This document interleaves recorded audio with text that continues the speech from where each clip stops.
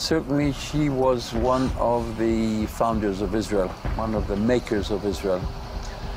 In many respects, she was one of Ben-Gurion's chief lieutenants. An amazing woman, in many respects, a woman of enormous contradictions. She could be wonderful, she could be charming, she could be charismatic, she could be very friendly and very solicitous. She could be, on the other hand, rigid, inflexible, difficult, opinionated, combative, argumentative. I suppose this is what makes a great leader. Golda Mabowitz was born in Kiev in 1898.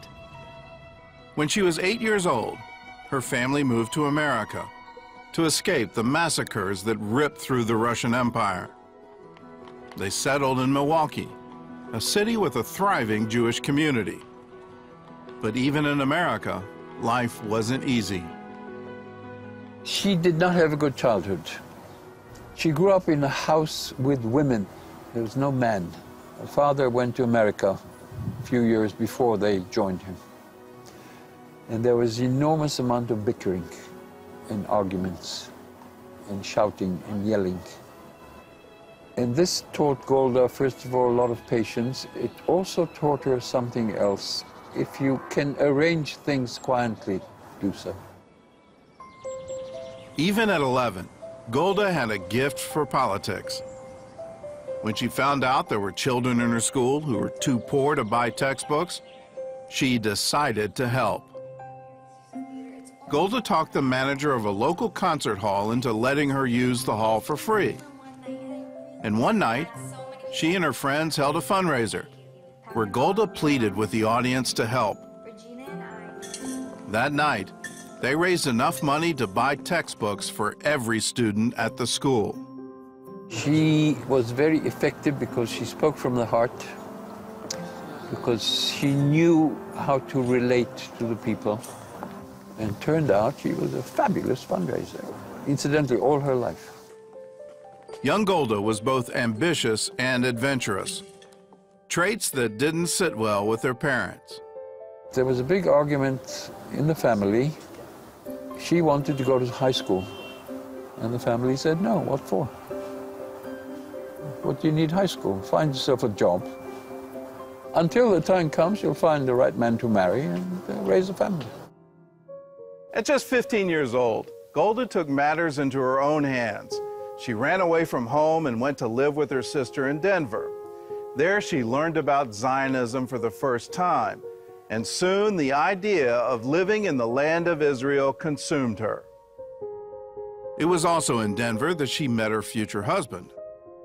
In Denver, she met Morris Myerson, who I remember was a very decent man. And they fell in love. He opened to her the world of literature and music and theater, things that she never had at home. After 2 years, Golda returned home to Milwaukee, where she finished school. Then she went to work as a teacher. She also agreed to marry Morris Myerson, whose name she would later change to the more Hebrew-sounding Meir. Tragedy was that she conditioned the marriage on two things. We're going to immigrate to Israel, we're going to live in a kibbutz. He hated both ideas. He was not a Zionist. And she dragged him basically to Israel. In 1921, the couple settled here at kibbutz Merhavia in the Jezreel Valley. Life was hard, but Golda thrived on the physical labor. She picked almonds, planted trees, and became an expert in raising chickens. She also revolutionized the community's kitchen, where the other women refused to work. They felt kitchen work was beneath them and demanded the same jobs the men were doing. I couldn't understand for the life of me what all the fuss was about. Why is it so much better to work in the barn and feed the cows, rather than in the kitchen feeding your comrades? No one ever answered this question convincingly. So I remained more concerned with the quality of our diet than with the feminine emancipation. Her husband Morris, however, didn't share her love for life on the kibbutz. He contracted malaria, so Golda agreed to move with him to Jerusalem. To help pay the bills, she took a job in the Jewish labor union and rose quickly through the ranks. But while her career flourished, her marriage fell apart. They never divorced. They separated. They lived apart. They tried to revive the marriage by having children. That did not exactly work. But they remained very good friends. And he was involved in raising the children. And she became involved in politics since around 1922-23. And she was in politics in Israel for 50 years. In the trade union movement, in the Jewish Agency, the government of Israel, Labor Party, one of the founders of Labor Party. By the mid-1930s, Golda was part of the inner circle of David Ben-Gurion, who would become Israel's first prime minister. He saw her as one of his trusted lieutenants. They disagreed once over issue of partition, 1937. The British offered some sort of partition. He said, take it. Take what you're offered. There's a chance to save Jews in Germany. She and others said, no, we were promised the whole of the country, let's stick to it. Years later, she had the decency to say we were wrong, and he was right. After World War II, one of the Jewish Agency's biggest priorities was helping Holocaust survivors get into Palestine, a goal that was blocked by the British at every turn. By the end of 1947, more than 40,000 Jewish refugees were being detained in British camps in Cyprus. Hundreds of infants were not expected to survive the coming winter or the outbreaks of typhus. So Meir went to Cyprus to negotiate their release. The camps were more depressing than I had expected. At one camp, a few tiny little children came up with a bouquet of paper flowers for me. I've been given a great many bouquets of flowers since then, but I've never been as moved as I was by those flowers presented to me in Cyprus by children who had probably forgotten, if they ever knew, what real flowers look like. Golda also requested that, in addition to the babies, the camp's older orphans be released as well. At first, the British officer in charge hesitated, then suddenly changed his mind and agreed. I couldn't understand why he had surrendered so quickly. But later, I learned that he had received a telegram from his superior in Jerusalem. Beware of Mrs. Meyerson. She is a formidable person. Shortly after Meir's visit, the United Nations voted to divide Palestine into two states, an Arab one and a Jewish one. From that moment, the countdown was on. Within 6 months, the British would leave, the Jews would declare a state, and the Arabs would declare war. Ben-Gurion called a meeting with his top military leaders. He said to them, we are going to declare the state of Israel. I need from you the list of what weapons you will need because we're going to have a war. And he gave them a couple of hours to come back, and they came with the list.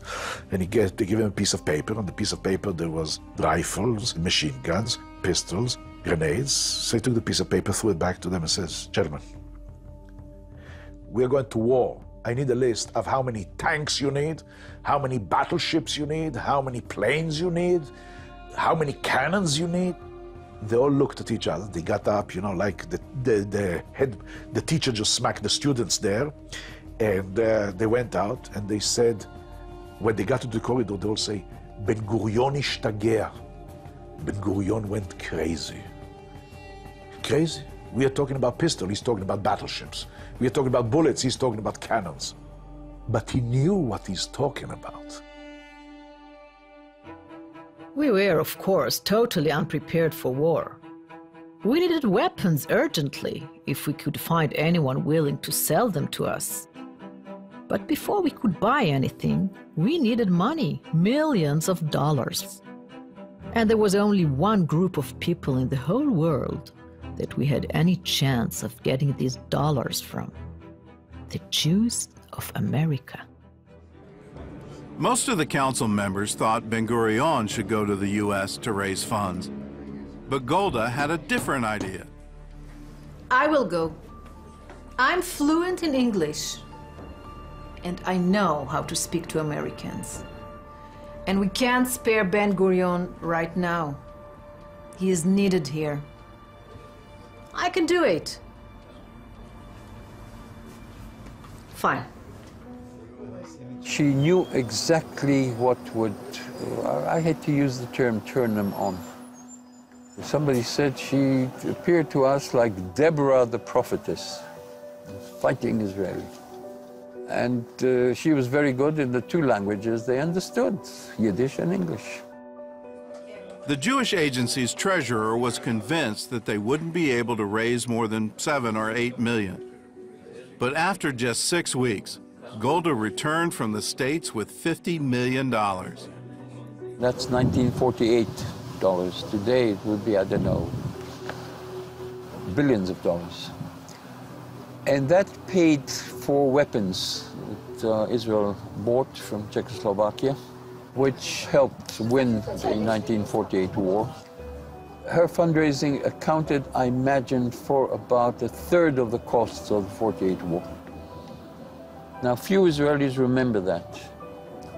Now, the one who did remember was Ben-Gurion, and he cited this on a number of occasions.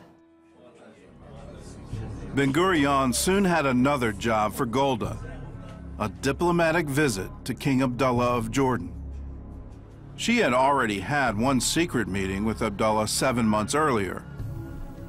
At the time, he had promised her that he would not go to war against the Jews.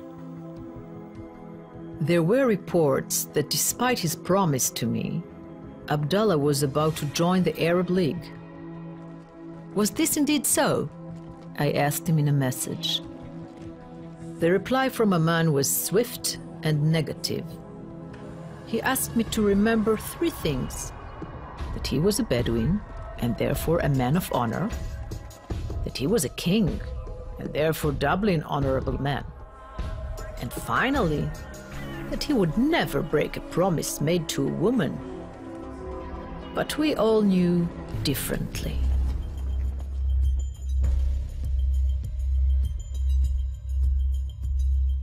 The British informed us that it would be a good idea if somebody goes and talks to Abdullah, because he's had a change of heart. Golda requested another meeting. This time, Abdullah insisted that she go to Oman, adding that he would take no responsibility for her safety. She was dressed up as an Arab woman. Among those who dressed her up was my mother. Went to Haifa and drove with one man to Jordan. Changed cars near the border, in a car driven by one of the retainers of the king, and they went to Amman. This is 4 days before independence. She was a very brave woman in this respect. Abdullah was very upset. He didn't like the idea of the Jews sending a woman. And later on, he argued he didn't understand. She understood very well.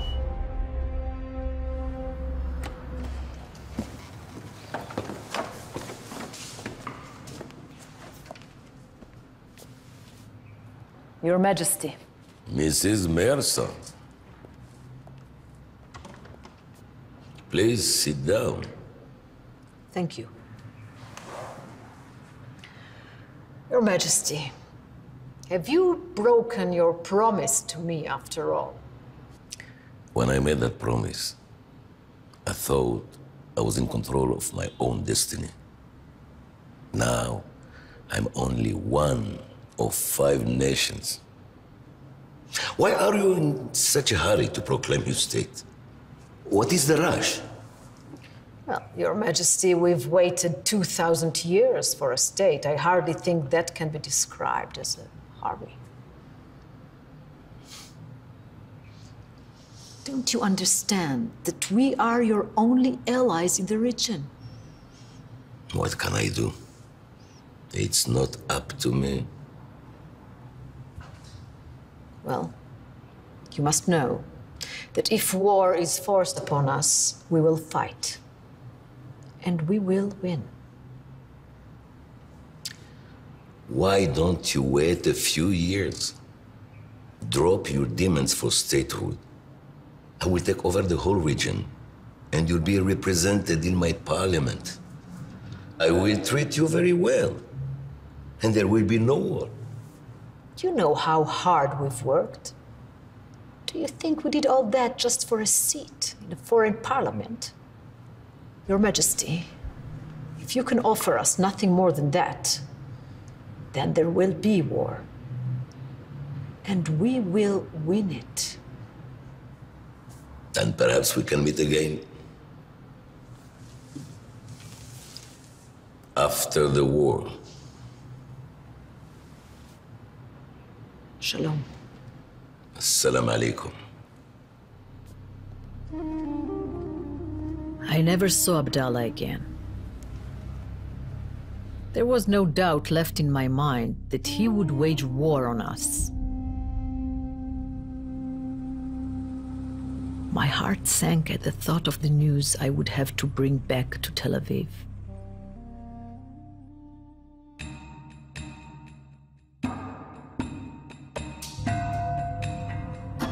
The next morning, there was a meeting, and I knew that Ben-Gurion would be there.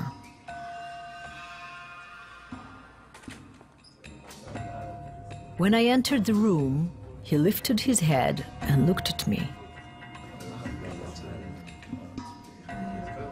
I sat down and scribbled a note.